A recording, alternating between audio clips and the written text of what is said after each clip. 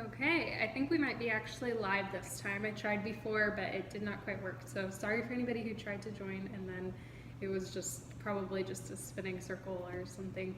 But yeah, last week I mentioned in my grocery haul that I would demonstrate overnight oats. And so I'm coming back on that promise twofold. First, in this live video, so welcome if you're catching the replay, I'm going to be showing you how to make overnight oats.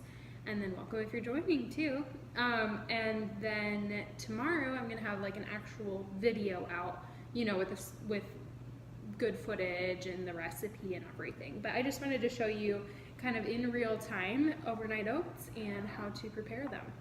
So if you're catching the replay, thank you so much for joining. If you do join, if you are joining right now, say hey, I'd love to say hi to you. So I have overnight oats in a couple of containers. These are pre-made right here and ready to go. So let's demo how to make this. There's tons of recipes out there, but this is one of the easiest ways. I find that it tastes really good and it's so simple. So a lot of people like to use, I mean, this is all over Instagram, overnight oats, mason jars, it's like synonymous. Probably hear my dogs in the background.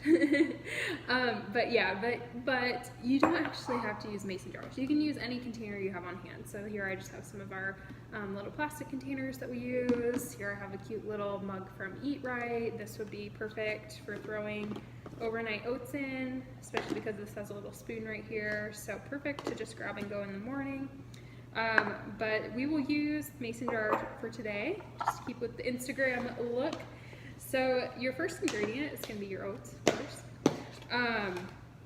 So for kind of like a base recipe, you're going to be doing about a half a cup of oats to a half a cup of liquid. So we're just going to pour that out.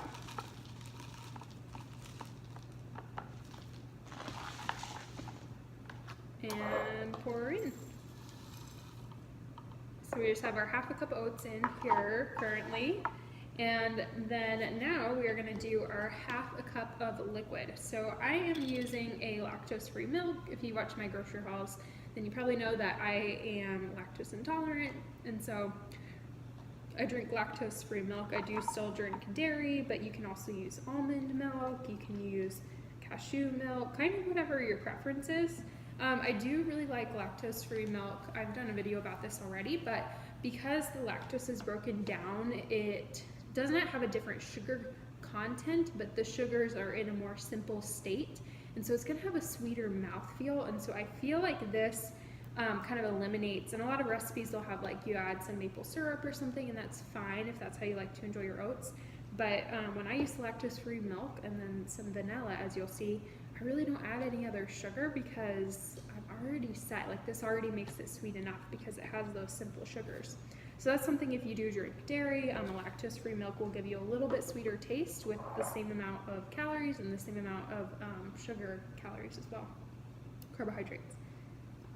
So we're just gonna pour this in, and then this would be optional if you don't like vanilla for whatever reason, but I love vanilla and I think this adds just some nice sweetness without being too overwhelming. And so I just add 1 teaspoon of vanilla. I throw this in the sink, and that is it actually. So you can mix these up with a spoon. You can also just screw the lid back on really tight and then just shake it up to combine everything. And then you just throw this in the fridge overnight.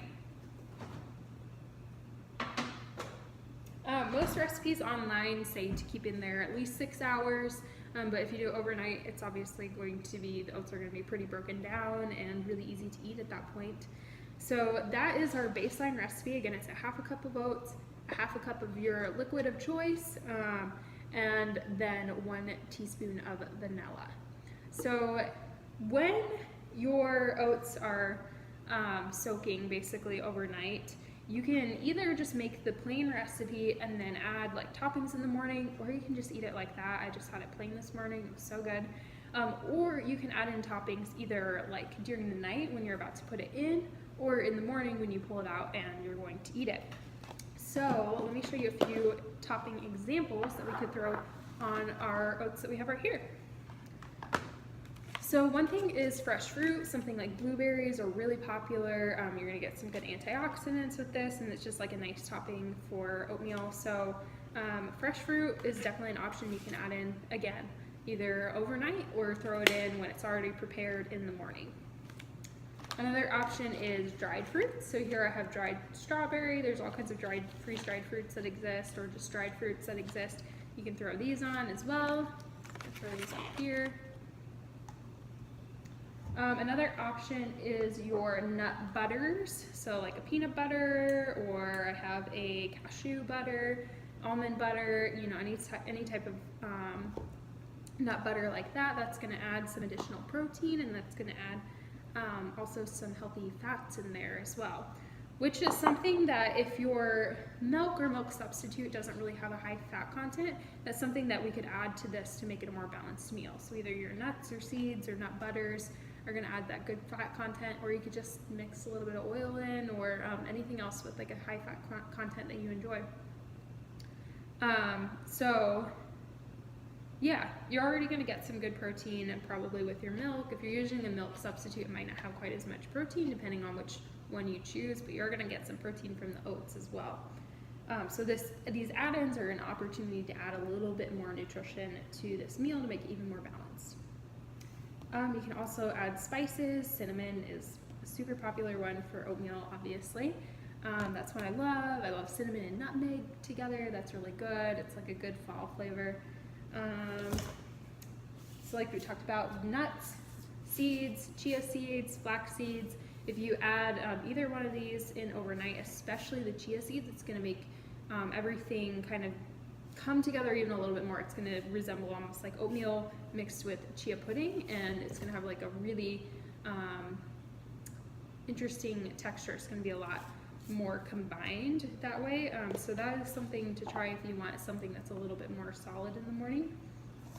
And then that's also another way to add in some additional nutrients. So then we also just have nuts, like walnuts, peanuts. You can add those on. So really like whatever your favorite toppings are for oats. Another one I was going to grab out of my pantry